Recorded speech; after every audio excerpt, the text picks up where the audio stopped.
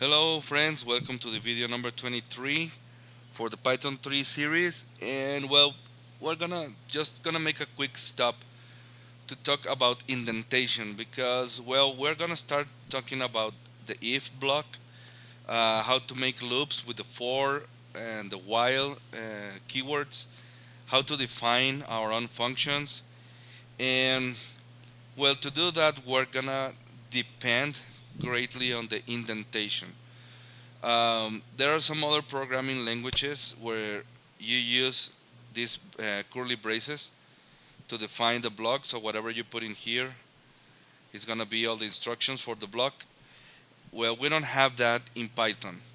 Um, Python uses the indentation to know which instructions belongs uh, to a certain block of code. And well, in this case, I'm gonna use a for loop as an example. We're gonna talk about for loops uh, later. But well, here I have my for loop, and to define a block, actually I'm gonna define a new block. But okay, hold on. First, I'm gonna show you something. Let's come here to the options real quick, and then configure the IDLE. So you can see here it says the indentation width. The Python standard is 4 spaces.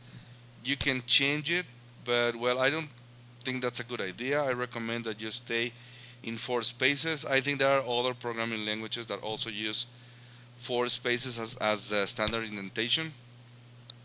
But again, in Python, it's going to be more critical since Python depends on the indentation to know which instructions belong to a certain block of code.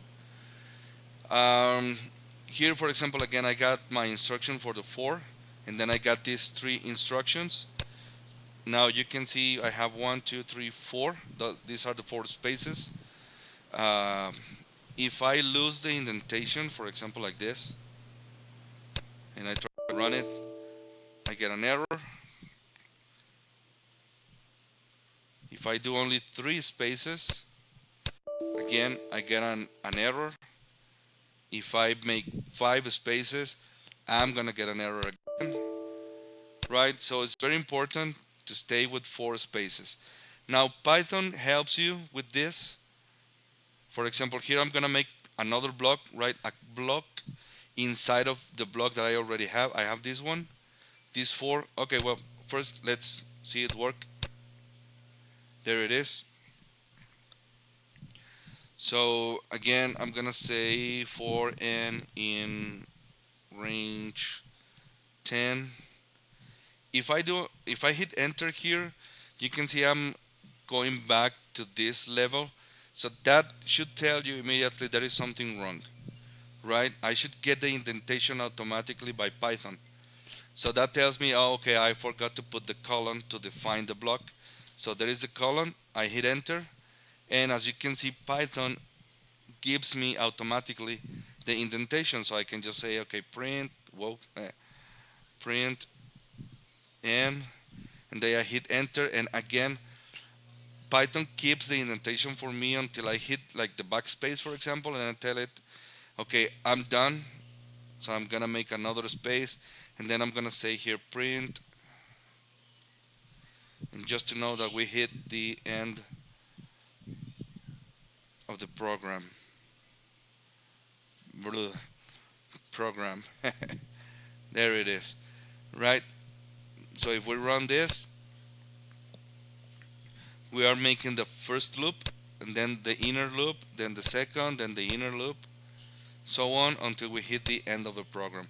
Again, if I don't respect the indentation, I'm gonna be running into problems, right? Expected unintended undented indented block. So okay, yes, I'm defining a block in here. So it's 1, 2, 3, 4, and it should work.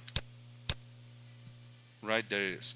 So that's the importance of the indentation in Python. So just uh, get used to it, get to know it, keep that in mind. Whenever you define a block of code, you need to get 4 spaces, 4 spaces, 4 spaces. If you make a block inside of another block, then it's going to be another 4 spaces. So in this case, it's going to be a total of 8 spaces. And well, that's it. That's the importance of the indentation, so that Python can know, okay, all this, actually even this one belongs to this big one, and this one belongs only to this one, right? Okay, so again, that's what we're going to be using next in the if block, the for, the while, for defining our own functions, so on. Okay, so just get used to it. It's actually pretty simple, but it's very easy to just to miss that indentation. So I just wanted to talk a little bit about it. And well, I think that's it for this video. And probably in the next video, we're going to start talking about the if block. I think that's going to be the first one. And well, as always, I hope that you find this video useful. Thanks all of you for watching. Please don't forget to subscribe to the channel. And well, I hope to see you in the next video.